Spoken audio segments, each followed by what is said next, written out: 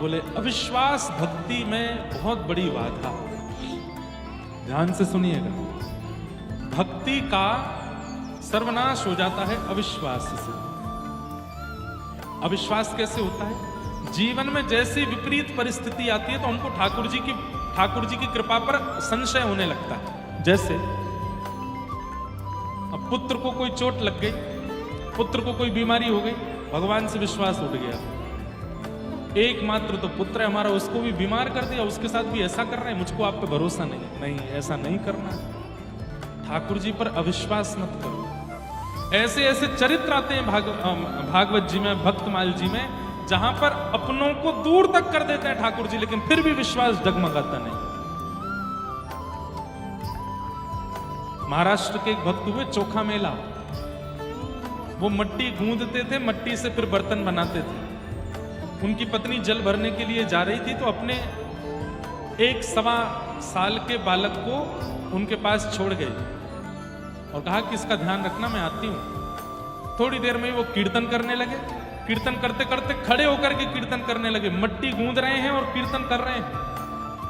अब वो 1.25 साल का बालक चलना जानता नहीं, घुटमुन चलते चलते मिट्टी में आ गया और अपने ही पिता के पैरों के नीचे आ गया। कहते हैं कि आप कीर्तन में इतने निमग्न थे कि आपको पता ही नहीं चला कि आपका बेटा आपके पैरों के नीचे, और उसके प्राण चले गए। पत्नी जब आई तो आकर के उसने देखा मेरा बेटा कहाँ है। वो तो कीर्तन कर रहे थे चोखा मेला, और वो कीर्तन जब करते थे इतने तत्पर होके करते थे कि कौन आ गया कौन चला गया पता नहीं चलता था। पत्नी ने चारों ओर ढूंढा, नहीं मिले तो चिल्लाने लगी, चीखने लगी, लेकिन उनका तो कीर्तन ही बंद नहीं हुआ। तब उन्हीं को धक्का दिया, बोले हमारा बेटा कहाँ है? बोले मुझे क्या पता कहाँ है, मैं तो कीर्तन कर रहा था।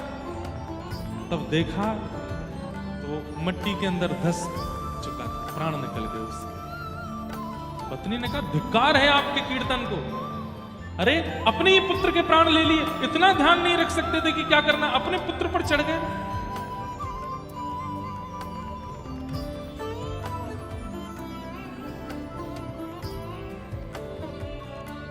कहते हैं चोखा मेला जी अपनी पत्नी से बोले मैं कीर्तन में निमग्न था, मुझे पता नहीं था कि पुत्र आ गया है यहां पर। बहुत सुनाया पत्नी ने, बहुत कुछ बुरा भला कहा। उस दिन उन्होंने संकल्प लिया कि यदि मैंने अब इन दोनों हाथों से कभी अपनी पत्नी का स्पर्श किया तो इन हाथों का त्याग कर दूं।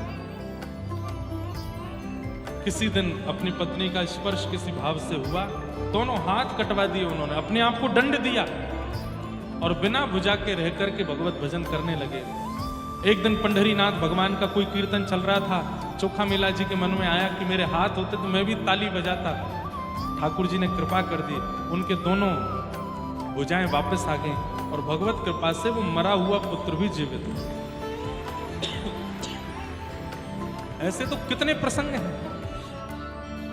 बस अविश्वास नहीं आवे। पत्नी में अविश्वास आया लेकिन चोखा मेला जी में नहीं आया। उसके बाद भी भगवत भजन छोड़ा नहीं उन्होंने। इसलिए अविश्वास कभी मत करना, चाहे जैसी स्थिति आ जाए, चाहे खाक कर दे सब कुछ जला करके ठाकुर जी, तो भी उन पर अविश्वास मत करिएगा, भरोसा रखिए। जब ब्रजवासियों के साथ ऐसी स्थिति होने लगी, सब में अविश्वास होने लगा, ठाकुर जी बोले अविश्वास भक्ति में नाशकारी होता है, मैं क्या करूं? सब ब्रजवासियों को इकट्ठा करके बोले देखो मैं गिरिराज बाबा से प्रार्थना करूंगा जी हमारी रक्षा करेंगे। ब्रजवासी चला रहे हैं जी रक्षा ना करेंगे हमारी, अब तो हमको डूब के मरना ही पड़ेगा। ठाकुर जी बोले नेक प्रतीक्षा करो। गिरिराज बाबा को प्रणाम करके दंडवत करके और ठाकुर जी ने प्रार्थना करी, हे गिरिराज बाबा हमारी रक्षा करो। गिरधर तुम्हारी शरण, गिरिवर तुम्हारी शरण, गिरधर तुम्हारी शरण, गिरिराज धरण प्रभु तुम्हारी शरण, गिरिराज धरण प्रभु तुम्हारी शरण। रखो लाज हमारी गोवर्धन, रखो लाज हमारी